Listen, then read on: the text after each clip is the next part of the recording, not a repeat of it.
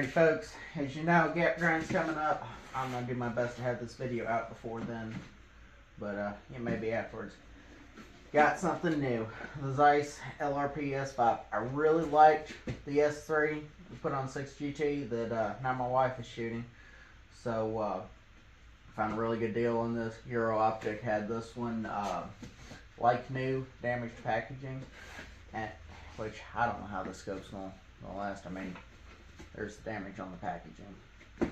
Pretty good discount on it. So of course, anybody that knows me, I've already been into this thing. This thing looks awesome.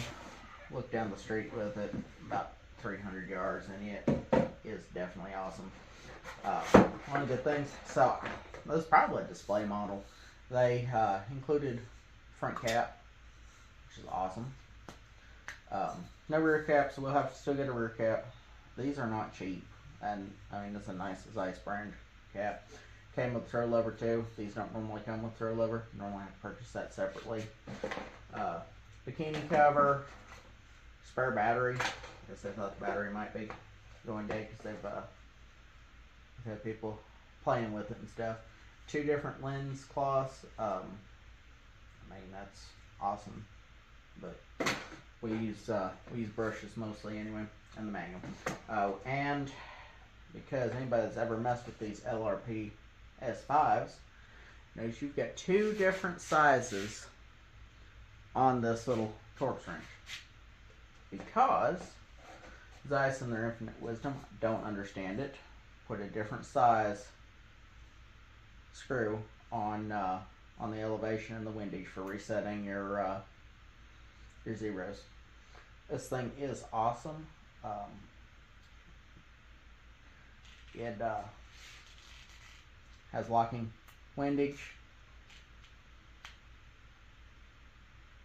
super solid clicks. You have no wiggle on this windage at all. Oh, that's a nice thing. So you have a little bit harder click. Don't know if you can hear it or not. You get to a number.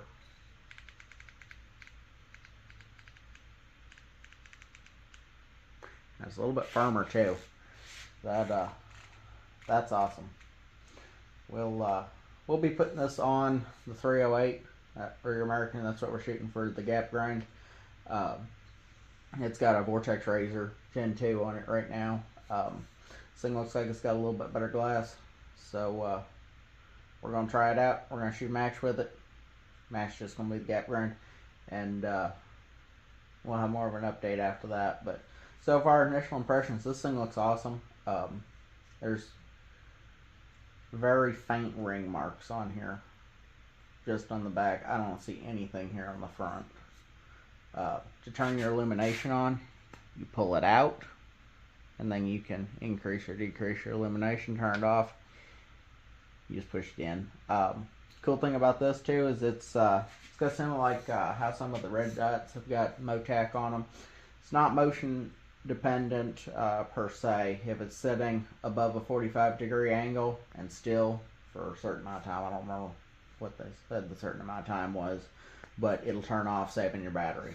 So that is awesome, especially if you're putting your rifle stood up straight, and it may even do it sitting flat, but just pop that thing in and it turns it off anyway.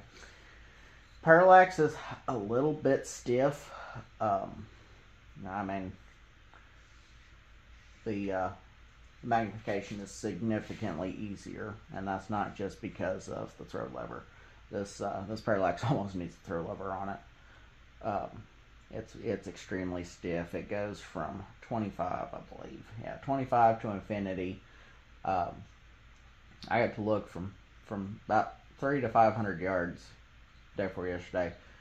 It was pretty consistent on what it wanted for the parallax, or what it liked for the parallax.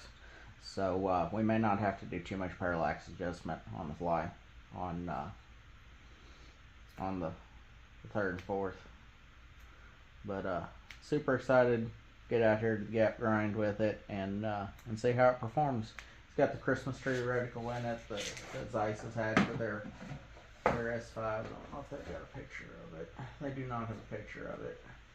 But, of course, we're running mills because so we're running PRS. But so far, looks awesome. Made in Germany. We'll see how it looks out on the range.